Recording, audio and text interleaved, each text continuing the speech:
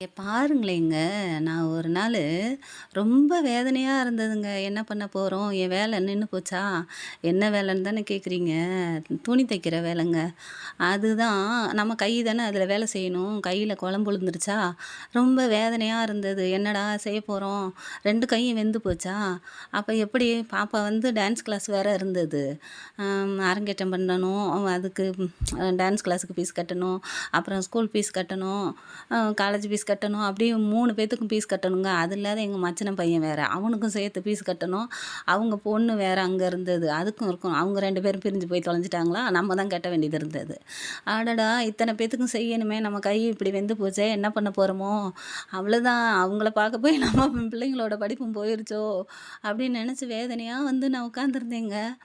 அப்ப எங்க பாப்பா டிவி பார்த்துட்டு இருந்ததா, அதில ஒரு பாட்டு சவுண்டு கேட்டுச்சுங்க. நான் எப்பவும் உட்காந்து டிவியெல்லாம் பார்க்க மாட்டேன். என் வேலையேன்னு உட்காந்துக்கிட்டு இருப்பேன். அப்படியே பார்த்தாலும் யார் என்ன ஜாக்கெட் போட்டிருக்காங்க அப்படின்னு பாப்பேன். என்ன டிசைன் வச்சுருக்காங்க. டெய்லர்னாலே அப்படிதானே அப்படின்னு பார்த்துக்கிட்டு இருந்தேங்க. அப்போ ஒரு பாட்டு சவுண்டு கேட்டுச்சு. என்ன பாட்டுன்னு தானே கேட்குறீங்க?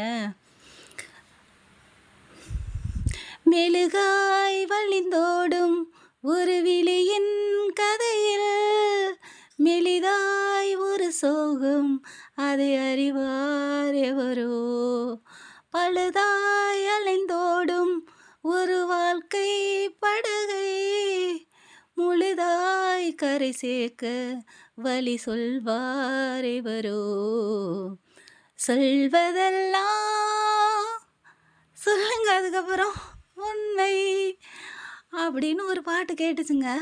உடனே நானு என்னடா இது நமக்கு ஏத்த மாரி இருக்குதே அப்படின்னு சொல்லிட்டு பார்த்தேங்க. அன்னையிலேருந்து அந்த சொல்வதெல்லாம் உண்மைன்னு ஒரு நிகழ்ச்சி போடுவாங்க பார்த்தீங்களா? அத தொடர்ந்து பார்க்க ஆரம்பிச்சேன். அதுக்கு முன்னாடி நாடகமும் பார்க்க மாட்டேன், எதுவும் பார்க்க மாட்டேன், படம் பார்க்க மாட்டேன். துணிய கட் பண்ணுவேன், யாராவது வந்தா நல்ல மொக்க போடுவேன். துணி தைப்பேன், குடுப்பேன். அது வீட்ல வேலையே பயங்கரமா இருக்கும். அப்புறம் பசங்களுக்கு செய்யணும், சாப்பாடு கட்டணும் அப்படி போய்க்கிட்டே இருக்குங்க. அதுக்கப்புறம் தாங்க அவங்கள பார்க்க ஆரம்பிச்சேன். யாராவது ஒண்ணு சொன்னா எனக்கு வேதனையா இருக்கும். என்னடா நம்ம இவ்வளோ கஷ்டப்படுறோம், நம்மள சொல்றாங்களே குடும்பத்தில அப்படின்னு தாங்க தோணும். அவங்கள பார்த்ததுக்கப்புறம் எனக்கு என்ன தோணுச்சு தெரியுமா? அவங்க ஒண்ணு சொன்னாங்க, "என்னங்க நெருப்புனா சுட்டுற போதா?" அப்படின்னு கேட்டாங்க. யாரோ என்னவோ சொல்லிட்டு போறாங்க. உங்களுக்கு என்ன? உங்க வேலைய பார்த்துக்கிட்டு போய்க்கிட்டே இருங்க. பெண்கள்னா எப்படி இருக்கணும்? அப்படி இப்படின்னு சொல்லுவாங்க பாருங்க. நானு சின்ன வயசுல ஊர்லலாம் அந்த பஞ்சாயத்து தீர்ப்புன்னு சொல்லுவாங்கங்க. ஏதாவது புருஷன் பொண்டாட்டி சண்டைன்னா ஒரு 4, 5 பேத்த கூப்பிட்டு வச்சு பஞ்சாயத்து வைப்பாங்கங்க.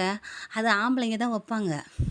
அந்த ஆள் அநியாயம் பண்ணியிருப்பான். குடிச்சிட்டு காசு தரமாட்டான், அது தரமாட்டான், பிள்ளைங்களுக்கு ஒண்ணும் செய்ய மாட்டான். அந்த பொம்பள தான் அந்த வத்துப்பட்டி கம்பெனி இருக்கும் பார்த்தீங்களா? அதில வேலை செஞ்சு அந்த பிள்ளைங்கள பார்த்துக்குங்க. ஆனாலும் அந்த